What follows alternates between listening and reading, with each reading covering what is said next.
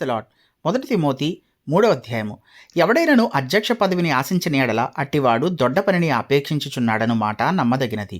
అధ్యక్షుడగువాడు నిందారహితుడును, ఏకపత్ని పురుషుడను, మితానుభవుడును, స్వస్థబుద్ధి గలవాడును, మర్యాదస్థుడును, అతిథి ప్రియుడను, బోధింపదగిన వాడునయుండి మద్యపానీయు కొట్టువాడును కాక సాత్వికుడను, జగడమాడని వాడును, ధనాపేక్ష లేని వాడునై సంపూర్ణ మాన్యత కలిగి తన పిల్లలను స్వాధీనపరుచుకొనుచు తన ఇంటివారిని బాగుగా ఏలువాడునై ఉండవలెను.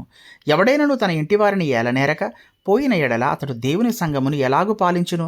అతడు గర్వాంధుడై అపవాదికి కలిగిన శిక్షావిధికి లోబడకుండునట్లు క్రొత్తగా చేరిన వాడై ఉండకూడదు.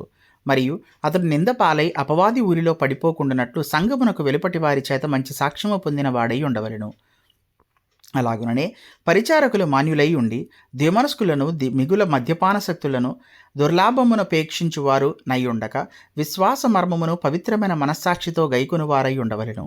మరియు వారు మొదట పరీక్షింపబడవలను, తరువాత వారు అనింద్యులైతే పరిచారకులుగా ఉండవచ్చును. అటువలే పరిచర్య చేయు స్త్రీలను మాన్యులై కొండెములు చెప్పని వారును, పితానుభవము గల వారును, అన్ని విషయములలో నమ్మకమైన వారు నై ఉండవలెను.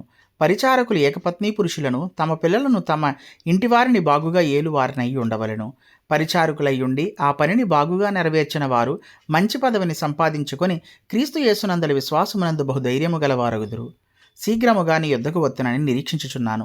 అయినను నేను ఆలస్యము చేసిన ఎడల దేవుని మందిరములో అనగా జీవము గల దేవుని సంఘములో జనులేలాగు ప్రవర్తింపవలెనో అది నీకు తెలియవలెను. ఈ సంగతులను నీకు వ్రాయిచున్నాను. ఆ సంఘము సత్యమునకు ఆధారమునై ఉన్నది. నిరాక్షేపముగా దైవభక్తిని గూర్చిన మర్మము గొప్పదై ఉన్నది. ఆయన సశరీరుడుగా ప్రత్యక్షుడయ్యను. ఆత్మ విషయమును నీతిపరుడని తీర్పునొందెను. దేవదూతలకు కనబడును. రక్షకుడని జనములలో ప్రకటింపబడెను. లోకమందు నమ్మబడెను. ఆరోహణుడమై తేజోమయుడయ్యను. Thank you.